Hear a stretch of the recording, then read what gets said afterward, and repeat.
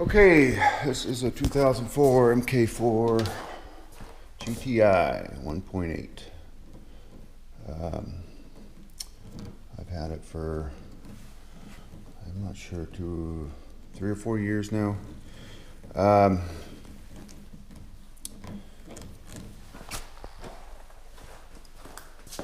see here. I guess I'll start in the front. Being that it is an older car, it is not absolutely perfect. It does have some little paint chips. I mean, just teeny ones. There, you can see some right there. It's not bad.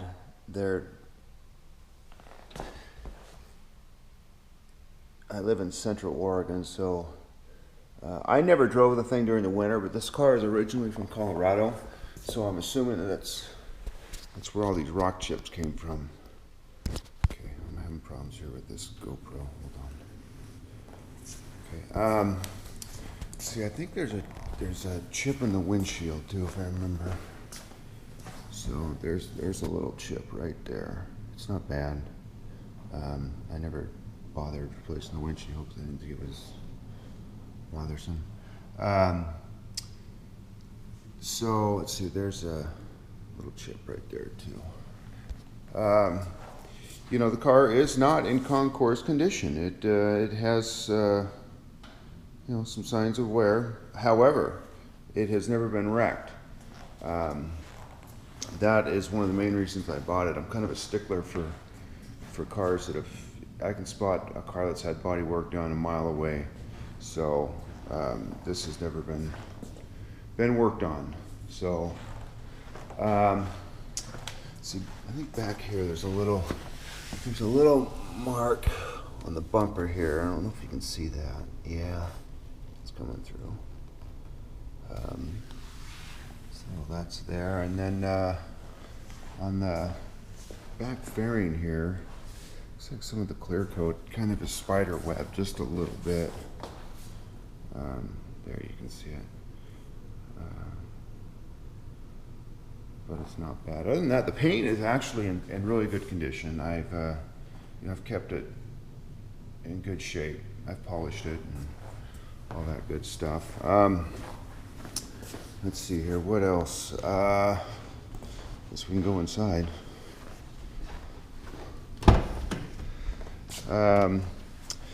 Now the interior is in excellent condition. That was another reason I bought the car.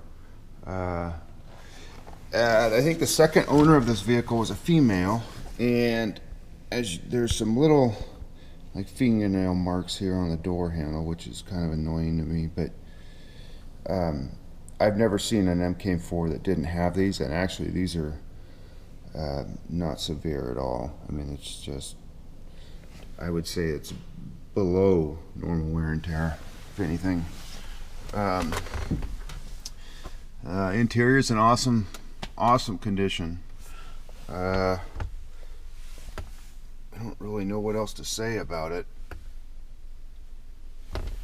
There's nothing that needs repair, nothing majorly scratched. Let's see here. The seats are in excellent condition. Typically you see on the bolsters here, they're all dried out and cracked, but these are, you know what, I gotta get a flashlight to help light this thing up here.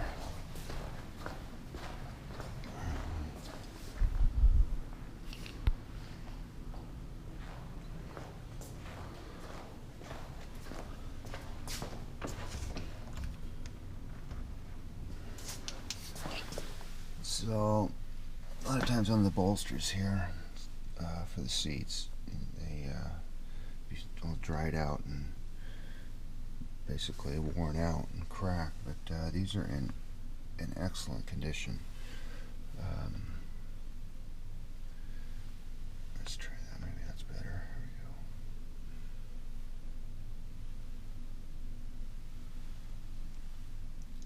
go. And I bought this interior for the car right out of the gate because I preferred the R32 seat. So saw some guy and had the whole seat package selling it. I don't know. I think I paid a couple $1,000 for them because of the condition. But you know, by no means am I gonna make any money on this car. I'm gonna take it in the shorts because I put a lot of time and money into it. Let's see. I guess we can open the trunk here.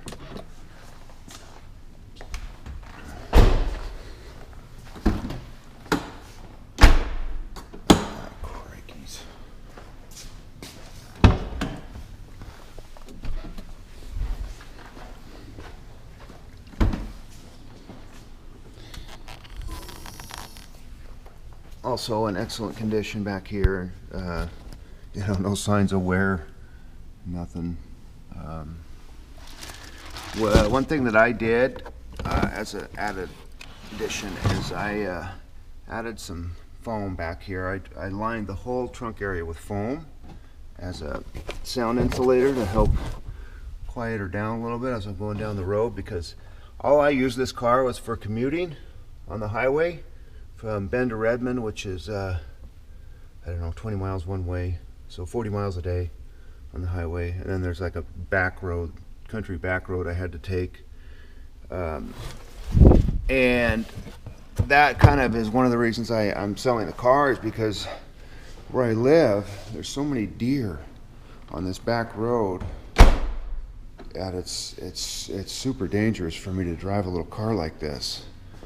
Because if I hit one of those deer at 4 a.m. when I'm driving to work, I mean, I'm going to be a goner. So it's just kind of nerve-wracking for me to drive this little car with so many deer. So I bought a bigger truck that I just use just for commuting. And the other reason I'm selling the car is because I'm trying to build this car, which is a S2, Porsche S2, and need the money for that. So there's the motor that I am almost done with. About ready to drop her in there and fire it off. All right, we'll look under the hood here, and let's see. So this thing runs perfect as it should. It doesn't need anything. You know, a lot of times when people start doing modifications and stuff, and they never run right, and you know, they're never the same. So that is not the case with the APR package that I bought. I mean, by far that is the one to have out there. You know, that's all they do is Porsche, Volkswagen, and Audi, I believe. Yeah, put the bigger turbo on here. Try to just get a good overview here. Put braided fuel lines on here. The classic Y pipe that breaks on all these Mk4s, I replaced with a billet aluminum one. Yeah, also another big problem with the Mk4s with the fuel lines. They notoriously would fail and could cause engine fires. So I didn't want to have this car catch on fire after putting all this money into it. So let's see here. There's nothing, you know, nothing really to see other in the engine bay. It's, you know, it looks relatively normal. You wouldn't really know by looking at it. You know, I had the motor out, and I replaced everything along the way. Alternator, I didn't really mess around. I didn't want to have to do it again. Didn't want to pull the motor again to fix certain things. I put a R32 clutch in it, so it has more pressure, clutch pressure. Let's see, what else did I do? Well, that's about it. Put Exion headlamps in here, but they're not they're just you know, a lot of times you see people with they're super blue color, but I switched the color out to more of a normal, I guess, lower Kelvin's rating, I guess is what it would be called, something like that. I don't like the blue look of the headlights. It's kind of annoying. And then people would always flash me. They were too bright, so. Okay, I'm gonna start her up. So it's been sitting cold. I had a guy come drive this last week, but other than that, it just kind of sits here through the winter. I start it every once in a while to move the fluids, you know.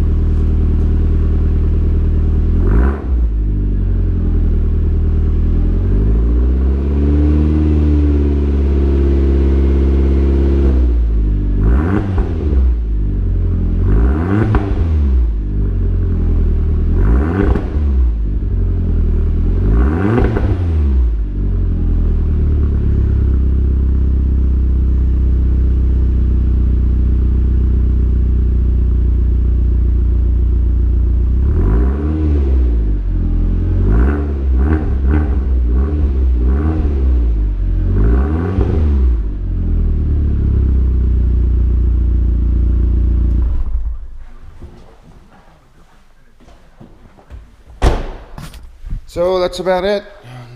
Other than that, it's Mk4. Oh, here's one more thing I just noticed. Along the door here, this obviously was not done by me, but they just little chippies. They aren't bad. I suppose if you had touch-up paint, you could correct that. But when I waxed and buffed the car, it filled it in with all the white stuff, and it actually.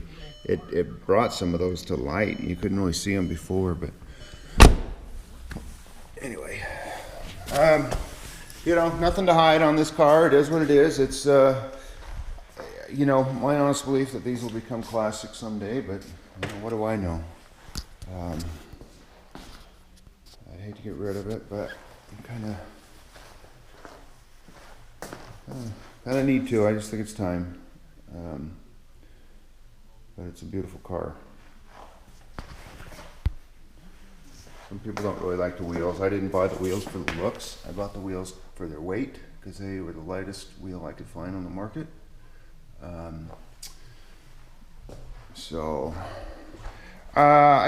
If people ask me what's the horsepower I'm getting out of this, and I don't know.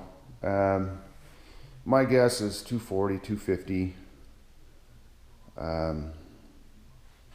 I don't know how to figure all that out, but it's significantly a lot more than stock. I would probably, I don't know, maybe a little more horsepower than the Audi TTs. I don't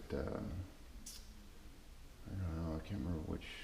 I think they're rated at 225. I'm certain I've driven one of those, and I'm certain this has more giddy up than those.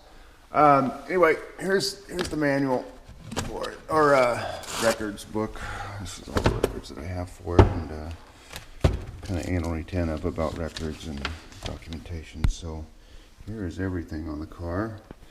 Just basic fluids right there that I write. It makes it easy when changing oil. Bin and color right there. Everything is in here by date on everything that's been done since the beginning. I think the very first thing I bought for this thing looks like, what was it?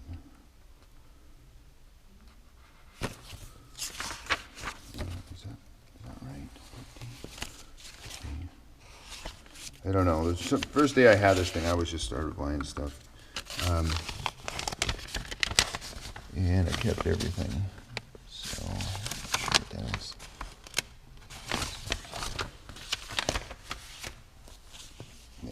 our thing here. It tells you how to program it.